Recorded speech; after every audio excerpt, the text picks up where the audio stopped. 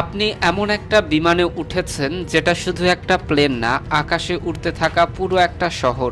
ভিতরে লাক্সারি হোটেলের মতো কেবিন, এমনকি কোথাও কোথাও আছে লাউঞ্জ আর প্রাইভেট স্যুট।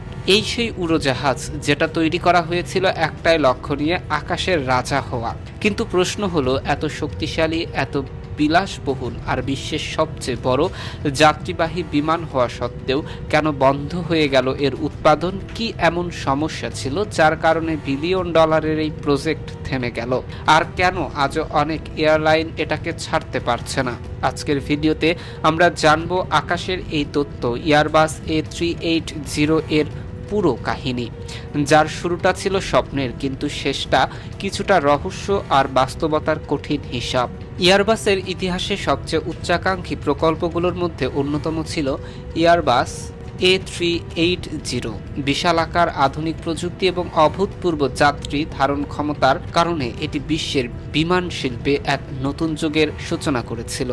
1980 এর দশকের শেষ দিকে যখন দূরপাল্লার আকাশপথে একছত্র আধিপত্য ছিল বোয়িং 747-এর, তখন ইউরোপীয় বিমান নির্মাতা এয়ারবাস ভাবতে শুরু করে এর থেকেও বড়, আরও বেশি যাত্রীবাহী বহন করতে সক্ষম এবং তুলনামূলকভাবে সাশ্রয়ী একটি উড়োজাহাজ তৈরি করা সম্ভব কিনা। সেই চিন্তা থেকেই শুরু হয় A3XX প্রকল্প, যা পরবর্তীতে A380 নামে পরিচিতি পায়। এই বিমানের সবচেয়ে বড় বৈশিষ্ট্য হলো এর full length double deck design, অর্থাৎ উপরে ও নিচে দুই তলাতেই যাত্রী বসার ব্যবস্থা রয়েছে। সাধারণত 3 শ্রেণীর কনফিগারেশন, এতে প্রায় 525 জন যাত্রী স্বাচ্ছন্দ্যে ভ্রমণ করতে পারে, তবে সর্বোচ্চ 850 জনেরও বেশি যাত্রী বহনের সক্ষমতা রয়েছে।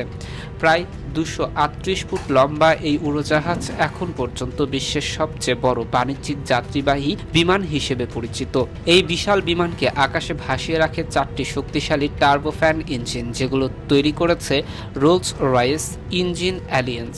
উন্নত অ্যারোডাইনামিক ডিজাইন ও আধুনিক প্রযুক্তির কারণে এটি প্রায় 14,800 কিলোমিটার পথ একটানা পাড়ি দিতে পারে। আর যেহেতু এতে একসাথে অনেক যাত্রী বহন করা সম্ভব, তাই প্রতি আসন অনুযায়ী জ্বালানি খরচ তুলনামূলকভাবে কম হয়। যাত্রী সেবার ক্ষেত্রেও A380 এক নতুন মানদণ্ড তৈরি করেছে। এর কেবিন তুলনামূলক অনেক শান্ত, জানালাগুলো বড়, সিটের মাঝে পর্যাপ্ত জায়গা এবং ওভারহেড স্টোরেজও বেশ প্রশস্ত।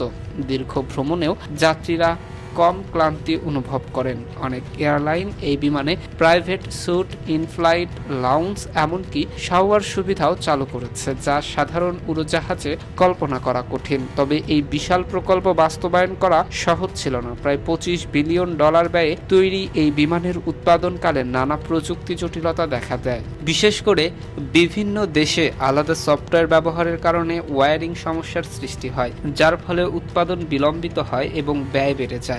2005 সালে প্রথমবার আকাশে ওড়ে A380 এবং 2007 সালে সিঙ্গাপুর এয়ারলাইন্স এর মাধ্যমে যাত্রী পরিবহন শুরু করে। এরপর ধীরে ধীরে বিশ্বের বড় বড় এয়ারলাইনের বহরে যুক্ত হয় এই বিমান। বিশেষ করে এমিরেট, ব্রিটিশ এয়ারওয়েজ এবং অন্যান্য আন্তর্জাতিক এয়ারলাইন A380-কে তাদের ফ্লিটে গুরুত্বপূর্ণ স্থান দেয়। কিন্তু এত জনপ্রিয়তা থাকা সত্ত্বেও একটি বড় সমস্যা সামনে আসে। এটি পরিকল্পনা করা সব এয়ারলাইনের জন্য সহজ নয়। এত বড় বিমানের জন্য প্রয়োজন বিশেষ ধরনের এয়ারপোর্ট অবকাঠামো, বড় রানওয়ে, ডাবল জেট ব্রিজ, শক্তিশালী ট্যাক্সিওয়ে এবং উন্নত গ্রাউন্ড হ্যান্ডলিং সিস্টেম। সব বিমানবন্দরে এই সুবিধা না থাকায় অনেক রুটে A380 চালানো সম্ভব হয় না। এর পাশাপাশি বিমান শিল্পে ধীরে ধীরে পরিবর্তন আসতে থাকে। এয়ারলাইনগুলো বড় হাবের পরিবর্তে সরাসরি পয়েন্ট টু পয়েন্ট ফ্লাইটে গুরুত্ব দিতে শুরু করে। ফলে ছোট কিন্তু জ্বালানি সাশ্রয়ী 2 ইঞ্জিনের বিমান যেমন বোয়িং 787,